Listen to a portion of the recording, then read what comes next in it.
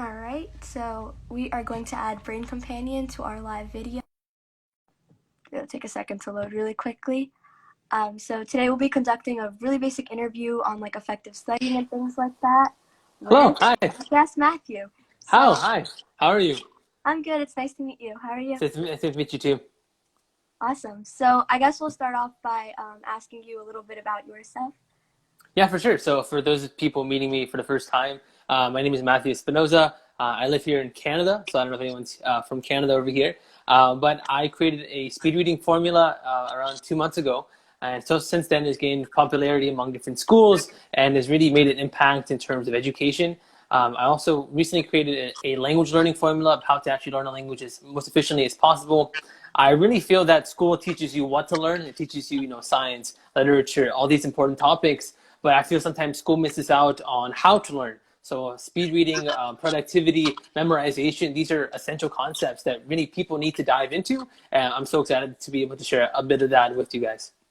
All right, that sounds really interesting, actually. I definitely agree that we're so missing how to learn, especially my language classes. Like, it's literally just memorizing vocab and then spitting it out on the test, and then next week you're like, I don't know what anything means. Yeah. So I definitely agree with that. And personally, I tutor for the SAT, so I see that speed reading is a problem that or not a problem, but a skill that a lot of people need to, like, get with, and I really wish they taught that too. Yeah. So why did you start this organization? Yeah, I think it all goes back to I think there's always improvements that you can make to the education system, and I'm just really providing the resources, providing the time, and really testing these skills on my own. I also do coaching on the side about speed reading, about studying tips, and like as you mentioned, like SAT and stuff like that. That's also really really cool. So I've kind of known what kind of works for a lot of students, and really honed in on what works, what doesn't work, and obviously go for what works and teach that to other people. Yeah, so in your definition, then, like, what's effective studying? Yeah, so effective studying is essentially where you're able to study the short amounts of time, but also get the most amount of knowledge. Like I don't know, we've always had that one kid in our class where, he could study for maybe 2 hours and then he understands everything, right? And then there's one person who studies for 6 hours a day and they don't understand. So really, I'm trying to hone in on the ideas between what makes someone study 4 hours and take that long to actually get the information between someone who studies 2 hours. And I feel through trial and error, I've been able to actually discover what that secret is between someone who studies 2 hours, someone who studies 4 hours, and how to actually maximize the amount of studying time that you can get. Yeah, so do you mind sharing, like, what you discovered throughout, like, your experimentation with different students? Yeah, for sure. So I like calling it, there's not exactly a model behind it, but essentially there's really three stages when in terms of studying. So there's a state called flow. I don't know if you're familiar with it, but it's a state where it's actually maximum productivity, where you're actually learning as much as you can. So this is actually a state where athletes actually reach. So if you look at Michael Phelps, swimming, for example, he was able to get world records because he was able to get in the state of flow, which is just where everything around you just kind of stops. I don't know if you've ever been at the point where, where you're just studying or you're just concentrating on a task, and really any background noise is kind of like distant, like you don't really hear it. I don't know if you've ever been in that position, but that state is called flow. It's at the moment where you're working and all you have is just that one task at hand. And once you can enter that, you actually maximize your productivity because there's nothing around you and there's no distractions or anything like that. A lot of mistakes that students make, so there's really three stages. So the first stage is just like the warm up, and then the second stage is the flow, and then the last stage is actually the burnout. So obviously you don't want to study for too long because then you get burnout. So the big thing of entering flow, so in order to enter flow, it takes around 30 to 45 minutes. And essentially, it kind of goes off. It takes a little second, 30 to 45 minutes, and then you enter flow. And then after flow, which is around optimally 2 hours or so, then you obviously decrease into a burnout. But the biggest mistake I see students make is that they have a notification on their phone. And what ends up happening is that you might be like right in between flow, but then you start over again in the graph, and it takes you 30, 45 minutes in order to actually be able to get back into that flow state. So the big thing is just notifications and any distractions you may have. But as long as you can get into flow, people can maximize your studying. Because really the big difference between someone who studies 4 hours and someone who studies 2 hours is that the person who studies 2 hours is in flow the entire time. But someone who studies 4 hours gets lots of notifications. It takes another 30, 45 minutes in order to get back into that state, or they might not even reach that state of maximum productivity. So that's really the idea behind effective studying. Yeah, I've definitely been there when you get like a bunch of notifications. You're like, studying can wait, and then you're like going on your phone. It's definitely addictive, but I so agree that phones need to be like silenced. But then like that's really hard to do. It's easier said than done for sure. All right, awesome. So besides like turning off your phone, are there any other tips you would have to like get into that flow maybe faster or more efficiently? Yeah, so I think the big thing is really distractions. So any distraction, obviously, you're starting over, back in flow. The other really idea is just doing a concept or making a concept fun. If you can make something fun, like like the reason why athletes are able to get to their maximum state is because they're doing something that they love, right? So if you can make studying fun, and I can get into that maybe even later on, then you're able to actually enjoy the process, and it doesn't feel like you're studying, and that's a huge part of it as well, because that's what really maximizes the amount of flow that you can have by doing something that you love.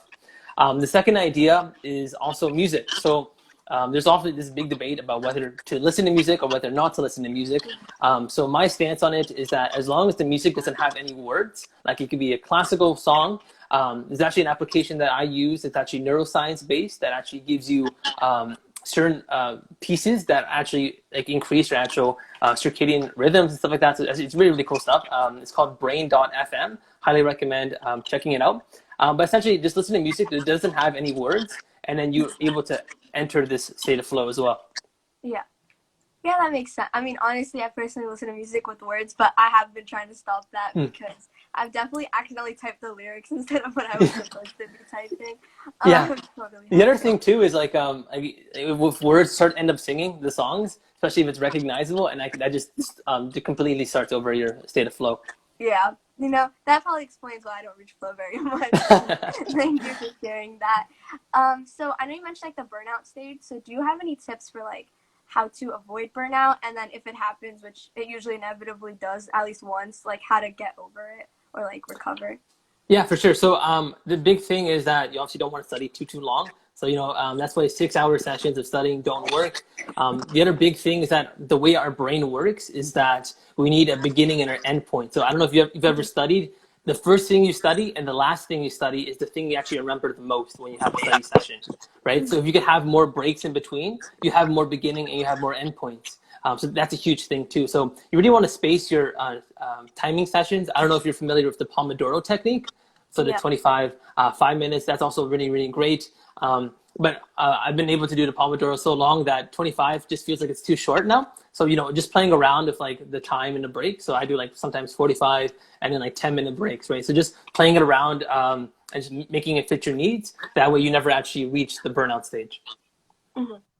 All right, yeah, I definitely agree that studying too long is usually more like counter like destructive than you would like want it to be. Like I know people pull straight up all-nighters, and I don't know. Personally, I'm against that. I'm a very 8 hours of sleep person, but like I definitely bet that I've always been saying it's counterintuitive. So I'm glad that you're bringing that into light also.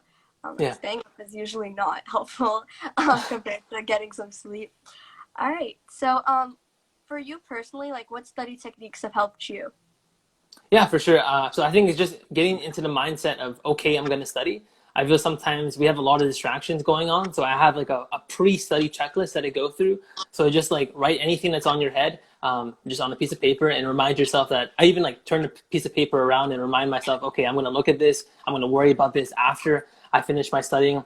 I also make sure, all my books are prepared. Especially when you're reading a textbook, it's important to actually look at the chapter questions, for example, so you get familiar with like, okay, that's what I should be looking for in a text. Really going through the certain checklists that I go through that if people are interested in going and getting that checklist, there's a link in my bio. So I made it like look all pretty and stuff like that so people can download it 100% free. But yeah, so there's a certain checklist I go through before I study and kind of like sets my mind for success.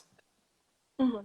Yeah, no, definitely. I feel like the fact that you made it pretty is just like very motivating on its own. Yeah. Okay, so we got a question from Ro, and he says, "What helps you study for 6 hours?" Yeah, so I don't recommend studying for 6 hours in a row, But my recommendation is even decreasing the amount of breaks, or decreasing the amount of time you actually study in between. So you could have like maybe just 5-minute breaks. The big thing is just don't study for 6 hours in a row. So like even walk, stretch. What I often do. So one of the things I do in my study checklist is even just doing like 5 push-ups before I even study, just because if your mind is moving, your brain is moving, right? So that's also very, very important in terms of actually studying. So in order to actually study 6-hour sessions, like let's say you have to cram, then I recommend actually breaking up the study sessions accordingly and saying, okay, I'm gonna do 25 and then 5, 25 then 5, or sometimes even less than that if you want, 15 and then 5. Just making sure you get the break. And the big thing is when you actually have a break, don't go on your phone. Like you're just gonna get like zoomed into Instagram and keep scrolling, and next thing you know, it's 10 minutes, it's 20 minutes. So just like take a walk, do some exercise, talk to someone, like just don't get sucked into the void of studying. Sucked into the void of Instagram. Yeah, for sure. We should get sucked in the void of studying. No, that's important. Yeah. Okay, Julietta asks, every time I study, I go to the test and then I feel like I forget everything. Yeah, So actually, yeah. So that's another thing too.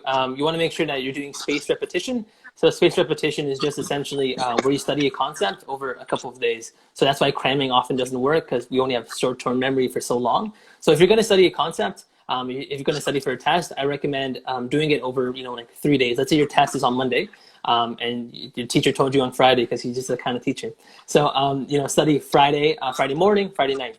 Monday morning, Monday night. Change locations too, because the big thing is when you're studying at home, you get used to studying at home, and then when you move to a different location, like school or your classroom, you're like, this environment's weird. I feel uncomfortable, right? So you have to actually change locations, get used to changing locations, change it up, make it a different environment, make it interesting, make it fun when you're studying. Yeah, for sure. Like, especially with quarantine, like I was like, I can't stay in my room for this long. I needed a school like home distinction, to the point where for school, I went to the basement, and then when I came home, I went upstairs. Like I needed to create that distinction for myself, because I was like, yeah. I cannot be in this room all day long. Exactly. Yeah. I'm definitely I like school, like very unpopular opinion, but I love going because I like having 2 different places for things. So I was like, I can't study my room. That's like homework. So definitely agree with the separation. So then they asked how to get over your fear of math. So I guess they're kind of asking, how do you study for a subject that you don't really like that much? So as I mentioned, the big thing about studying is if you can make it fun.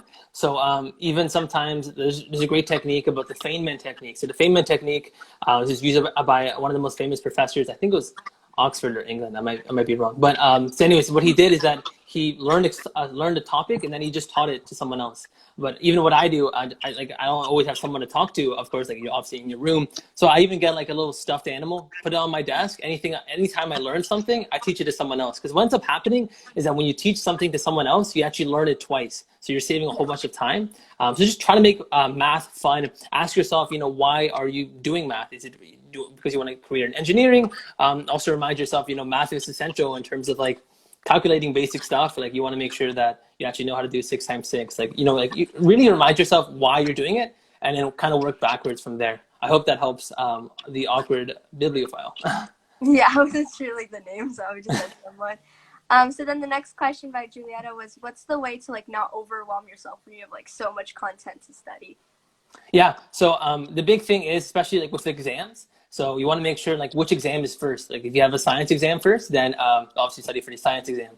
In terms of notes, just like I said, maybe even what I often do is that I study in different sections. So like every time I study in math, I study in my room. Every time I study in science, I study in the living room. Then sometimes I switch it up every once in a while. So make sure like your notes are in certain sections. Obviously, make sure your notes are neat. And the other thing is, keep condensing your notes, because really at the end of the day, you write a lot of notes, and then there's a lot of like random stuff you don't need. So by condensing your notes, it makes it look less intimidating. So you could look at a page of notes that's really the core concept of what you actually need to know, instead of looking at 6 pages of like concepts that you actually don't need to know. But that's a great question, Julietta. Thank you for asking that.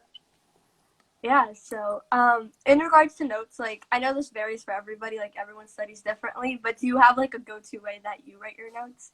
Yeah, so there's this technique called the Cornell method. So the Cornell method is where you write like a question on the left, and then you write your answer on the right, or like what the response would be. I'm a big advocate for digital notes, like just for environmental wise. but I find really try to actually convert to digital note taking, like getting an iPad Pro if you have the money. And the reason why is because in terms of studying, it's going to save you so much time. Because often, like you have these big stacks of books and papers and notebooks, and just having that compressed in just one iPad is not only going to save your back, but it's also going to save you a lot of time. Yeah. The big thing too with digital notes is that you can actually search up your notes. So if you have a key term that's like I don't know, like a certain science key term like chemistry or something like that, you just type in chemistry, and every single time you actually wrote chemistry in a note, it pops up. So definitely recommend going into digital note taking. I started it last semester, and it's absolutely revolutionized my studying. Yeah, no, I bet. I feel like it would be like easier too because it's like one device rather than Yeah, the like tons of stuff. And I always find myself when I have like a packet of notes, like I'm always like flipping to the end, like how much more do I have to go? So I feel like maybe with like online notes it might get a little bit better. 100%. Yeah, so how do you think, do you have like any tips or like suggestions, I guess, on how students can like improve their memory a little bit if they need to like study something that's very memorization based? Yeah, for sure. The big thing is emotion. So if you go back to your earliest childhood memory, why do you remember like falling off the bus, or why do you remember meeting a new friend? It's because you put emotion to it. And this is like an idea that you had for years and years ago, like maybe when you're 6, when you're 7. Why do you remember such a vivid memory? It's because you put emotion to it. So how can we use that same idea in terms of studying? So the big concept is obviously making any word associated to a different idea. So, and making sense because of it. So for example, if you're learning about the left atrium and the right atrium, we want to actually put connections and put vivid images behind different segments of the heart. Make it even like the wording, make it funny. Like anything you could put like emotion, if you could put more senses, if you can imagine the feeling, the sensation behind it, and really create connections between key terms and then obviously the definitions, it's huge in terms of actually being able to actually remember words and for the long term. Yeah, for sure. It's so weird that you say that because I'm making slides right now for the cardiovascular system. Mm. So the right atrium, I was like, oh, whoa, how do you read that? Yeah. Yeah, no, I agree. Like, one like thing I have off the top of my head is like the way I memorize what arteries do. It's like arteries start with A, away from the heart Exactly. Yeah. starts with Away from A. heart. Yeah. So I think it's a universal one. But I definitely agree that like little things like that definitely like save my life all the time. I'm like, okay, like always mnemonics and all of that. So Yeah. totally retweet. But yeah. So my next question is, I know a lot of people fall under the trap of like procrastination. So like how can we like kind of combat that or like motivate ourselves or just yeah. Yeah, for sure. So really, you need. Sometimes the biggest thing is that we feel like, oh, studying. If I have to study, that's for hours and hours. Just break it down into little bites. So instead of saying, oh, I need to study science, say I need to, get my textbook, or I need to read. Just open the book. Just simply open the book. Okay. Then I'm going to read a paragraph. If a paragraph seems too intimidating to you, go to a sentence. If a sentence seems too intimidating, just say, I'm gonna read one word, just one word. And it's crazy, just you telling yourself that I'm just going to read one word. You end up reading, you're like, okay, I might as well read the sentence. And then from the sentence, you're like, okay, I might as well read the paragraph. Next thing you know, you're studying, right? And you're in the flow state. So it's Yeah. huge. Just breaking it down into smaller, even the more ridiculous it is, the better it is. Yeah, no, for sure. Like I've heard like a lot of people say like as long as you just start, then you're like you'll kind of Yeah. get into it. But it's like the starting that's obviously like the hardest step of all of it. Just opening that textbook. Yeah, I never thought about it that way, like breaking it up into little bits like that. Because now that I think about it, like grabbing my textbook is not that much effort. So then that would Mm. probably force me to start. Okay, so Ro asks, well, you're not a professor, but what suggestions do you give to your students? Like, Yeah, for so one of the big things I give to students is like always, like as I mentioned, just make learning fun. So like obviously language learning, sometimes people feel intimidated with like the grammar and the conjunctions. And so like when I learned French in a month, so I did a challenge, then I created a formula. One of the big things is that I met up with different language learners. So I met up with someone who's 18, who knows 6 different languages. I met up with someone who's 22 years old. She knows like 12 languages. There's this really famous polyglot who knows 20 languages, right? And I just straight up asked them, like, what's your secret? Like, what is it? And the big thing is motivation. It always comes down to motivation when you're studying. Like, you need to ask yourself why you're doing it. Because you can have the best methods in the world. You can have the best study techniques. I can tell you all my secrets. But if you don't have the motivation, you're never going to take action on the actual tips Yeah. and techniques. So it always comes down to motivation. And then you can have the methods. Then you could have the right mindset. But if you don't have the motivations, you're never going to be able to actually do well on a test. Yeah, I definitely agree. Like passion, motivation, or like and determination, like those three are like the number one things you need to study. Definitely. So Yeah. I'm not sure if you would know this one, but Ro also asked, where can I learn a Korean language? Not Yeah, sure. that one I'm not too sure. But for language learning, one of the big things was that, for example, I love anything that's involving like productivity or like maximizing how much things I can do at a time. So I just, searched up the same video, but like in a different language. I just changed the subtitles. So like you're still learning, and you're also still learning a language. So it's a double win. So just try to find movies and stuff like that you can actually dub into a Korean language.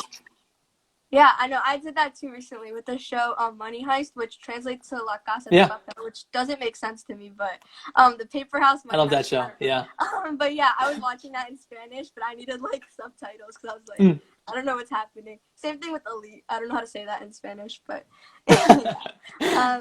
All right, this next question also not sure how much you could answer this, but how do you figure out which field in medicine you'd like to specialize in?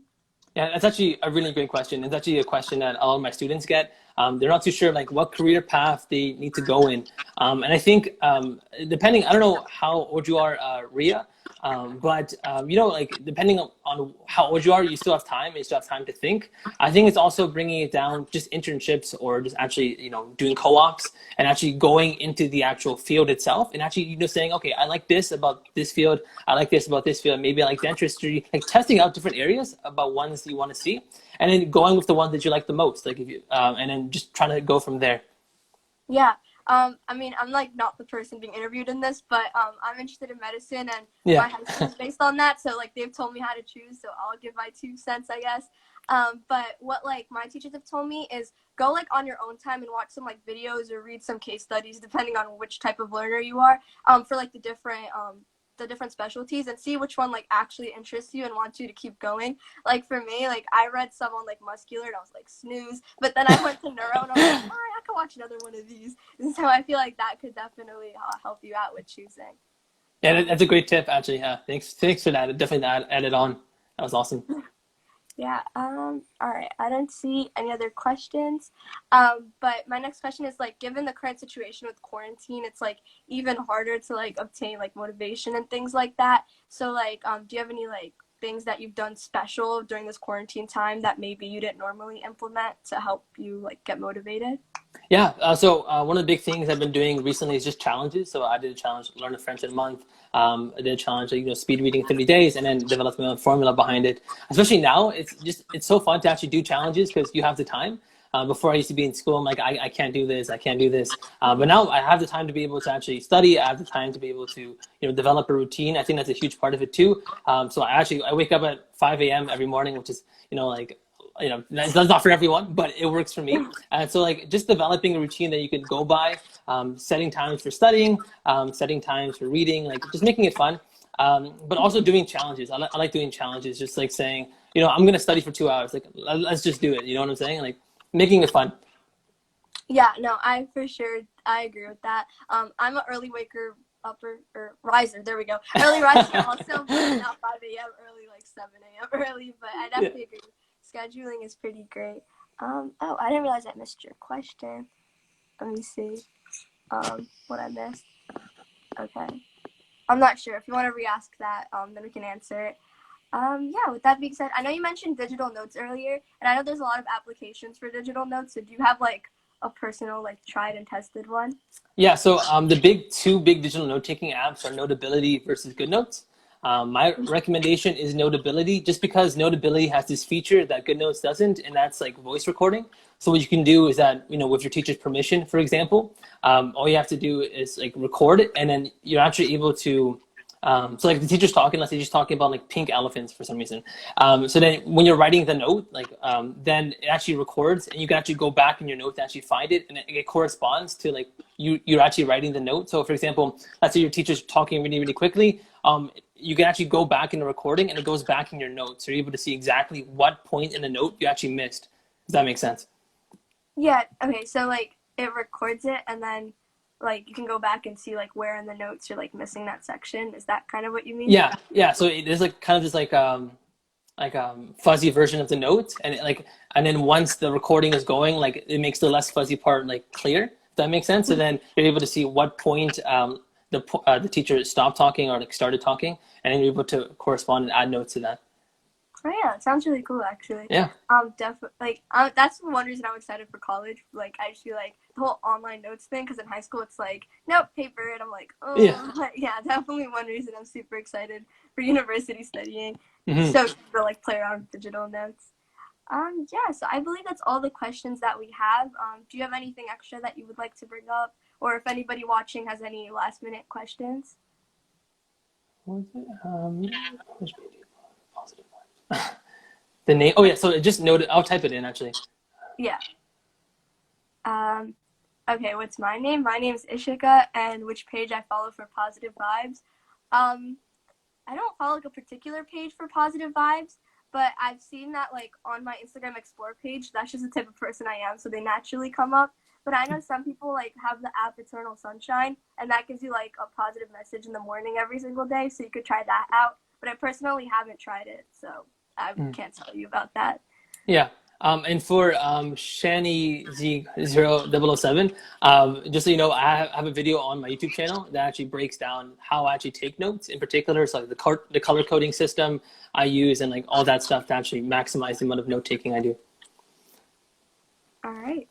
That's pretty awesome. So we'll definitely plug your YouTube channel. So like there's lots of interesting content on there based on the short interview that we've just had. Yeah, I think the other thing, if we have time, I'd love to be able to go a little bit in depth about the speed reading formula. Yeah, you can go ahead. Okay, sure. So awesome. So speed reading is also very, very important. For example, like, you know, you want to be able to actually read a textbook as quickly as possible, but also understand every single thing you're saying. Even like reading nonfiction, I find nonfiction works actually really a lot better than just reading a textbook because sometimes you have to understand. So nonfiction is great. The big debate with speed reading is, oh yeah, it's just called Brain Companion, the same name. Yeah, so, That's what you always speak. so the big thing with speed reading is that people say, why speed read? Why go so quick all the time? And really the question is, you know, you need to be, if you have like, really sometimes you only have 10 books that you can read a year. But what if you can read, you know, 20, 30, 40 books and really understand every single word that's saying? It's like watching YouTube in 2 times speed, right? Like in the beginning, it might take a little bit of time to get used to it, but eventually your 2 times speed becomes your 2 times speed becomes 1 time speed for like other people. So you're able to understand and you're able to comprehend and get a whole bunch more knowledge just based on those simple ideas. So really the way to actually speed read and to speed read efficiently is that when you have a book, you want to be able to use your pointer finger. So, you know, we're taught to use a pointer finger when we were really, really young, but then we kind of distanced away from it. But I'm telling you to actually go back to using the pointer finger. And the reason why is that if you actually took a second, is it Isha? My name? Yeah. Oh, Ishika. Okay, Ishika. Okay. So if you take a second right now and just like look across like as far as you can, like the back wall you have in your room, you'll notice that your eye goes into segments. So it goes like different segments as you're actually moving around. And it's not a straight line. But when you actually have a pointer finger, the eye actually moves in one section. And by doing that, you're actually decreasing the amount of time and you're also decreasing the amount of attention. I always like using the car example. So for example, if you're going really, really slow or you're comfortable in a car and you're driving, you start noticing like random stuff like butterflies and different stuff like that. But if you're going fast, you end up concentrating. And that's the biggest problem with reading. People are like, I can't concentrate when I'm reading. We'll go a little bit quicker, get uncomfortable. And by getting uncomfortable, you're able to actually memorize more, you're able to concentrate more. There's really no like cons to speed reading. So that's one tip, just using your pointer finger. The other idea is just putting emotion in the words. Like I said, emotion's huge. So if you're able to put more emotion into words and really connect ideas, then you're able to memorize a bit more. But that's just a little taste about speed reading and the most efficient methods. Yeah, for sure. I feel like that's so important to teach with the standardized testing that they have going on. Like those time limits are a little inhumane sometimes. Like, I've kind of grown up like always reading fast for some reason. So like when people ask me like how to change that, I'm like, good luck. So yeah, that's definitely really helpful and really important for people to learn. All right. So I know you mentioned like your YouTube channel and things like that. So what are like some other ways people can like get involved with your content or like Brain Companion and things like that? Yeah, for sure. So I really try to teach what school doesn't teach you. So memorization, productivity, speed reading. And so you can check me out on my YouTube channel. So I'm actually posting weekly videos now. I actually showcase my language learning formula. If you're ever interested in learning French or really any other language, there's a video on that as well. You can check out my Instagram. So you can just actually tap the little top section. So it says like Simply Neuroscience with Brain Companion. If you actually tap that, then you can go directly to my profile. And I have some posts on there that explain more in depth about different concepts that I've developed and patent pending. So you can check out those as well. And those are really the two main ideas. Oh, I also have a Facebook group with around 200 students, and people are just sharing what they learn. So, there's study tips from Asia, there's study tips from Africa that are different the way we actually have it in the US or in Canada. So they actually share their techniques about studying. So if you're interested in that, be sure to check out the Facebook group. It's actually called the Brain Network. So it's a little different, it's not the Brain Companion, but I'll type it in here. All right, you got it. All right. Okay, so that's the Facebook group that you guys can check out, and students from around the world sharing study tips. So it's really, really cool. All right, yeah, no, that's really cool. It's really crazy how like different people like learn in different ways. Like I've definitely learned that tutoring international students. They're like, yeah, it's different. Yeah. One thing I've learned is for our Americans. Have you ever learned geography? Like I don't ever recall like learning geography. Like if you ask me to label like Europe countries, I'm like, I don't know. Yeah. I don't know, but like people in like Asia are like, I have to label Africa, America, and I'm like, I can't label anything. I didn't even know Hong Kong was like where it is for a while. So definitely something that I realized like people learn many different things in different ways. Okay, Julietta asks how she can join the Facebook group. Yeah, so you can just search up like the Brain Network. That's what it's called. But even if you just go to our page and then go to groups, like it shows that the page actually created the group. There's this one someone from China who shared like this really great paragraph on studying and how to do it in Asia and all those countries. And they're like, we try not to highlight. And she was going through like reasons why you shouldn't highlight your notes. And since then, I've never highlighted at all. And it's crazy. So she did like a really great post on that. So like essentially the idea is that when we highlight, we feel that we know it. So like we just highlight words and like, oh, okay, I understand that topic because I highlighted it. But really at the end of the day, all you did is just reread the sentence again. And then the big thing with highlighting too is that you don't actually see ideas, you just see like blurbs. So you just see the main concepts. But really, in order to actually understand the concept, you need to be able to read the entire thing and make connections. And the thing with highlighting is that it only focuses on the big ideas, but you need the small ideas in order to build up to the big ideas. So like she gave a whole bunch more reasons why you shouldn't highlight, and it was really eye-opening. I'm like, holy, I didn't even think about that. Bro, I was sitting here with like 15 highlighters to my left, and like all my colors, like, that's a problem. Yeah, definitely. Like those mild liner highlighters, so addicting. I like bought so much. Like they're nice. I mean, yeah. Do you have neat notes? Do I? Yeah. I want to say yeah, but like it's I guess that's subjective. I'll say they're colorful, like So like I definitely like I'm that person with like the colorful pens and like I just like color coding like my headings and everything. It's less to help me study the content. It's more to make me more willing to actually open my notes. Exactly. When I have ugly notes, I don't want to study them. Like it's like I highlight vocab words, but I don't really use the highlighting as a guide for how to study. It's more like colors. Let's study. Exactly. So if I'm being totally frank with that. So definitely yes, I color code my notes, but I don't really use it for the main reason that people highlight this stuff. Right. Yeah. Okay. Rose says, when I go through books, I get sleepy within a few minutes. Can you explain why? Yeah, so I think the big thing, as I mentioned, you're just not concentrating on the book. So increase your speed just a little bit, and then you feel like you're concentrating. Like when you're on a highway, you want to make sure you don't crash. Like you are going quick, and you're actually concentrating on the words. But when you're just going slow, like in your neighborhood, like you're just taking your time. You start noticing like, oh, that neighbor has a new grass, or like you start noticing random stuff. So go a little bit quicker than you're used to. Mm-hmm. Okay, and then somebody asked, how do you guys feel when a classmate is far superior to you in studying? Yeah, so great question. Pre-med, I don't know what the beginning part is, but great question, pre-med. It's obviously you're interested in medicine. And I think the big thing is just not to feel intimidated, not to feel that you have to compete against the person. Really, at the end of the day, the person you need to be competing with is you, right? So like I did 95 on one test. Next test, I could do 96. Next test, I could do 97, right? So just focus on you and then actually take the methods that I'm learning, that I'm teaching on my channel, on my YouTube channel, and also on Brain Companion, the Instagram page, and take them, because like maybe the kid in your classroom that's doing better doesn't actually know about Brain Companion, so they don't have the resources to be able to take it up to the next level. Mm-hmm. And then for me personally, like I just feel like there's always going to be somebody that's like better than you and doing more. So if you get stuck on like that race of I need to be the best, like there is no end to it. Like, Mm. like it's just gonna keep going up and up, and you're gonna like lose your passion in that way, because if you try to be someone else, there's a chance that they're not interested in the same things as you. So as much as you try to mirror them, you'll start losing yourself. So I feel like I just try to focus on me, and like he said, like focusing on myself and like not anybody else. Like, yeah, I failed the test, like that person passed, but that doesn't matter. It matters that I have to beat like my own test score, not like somebody else's.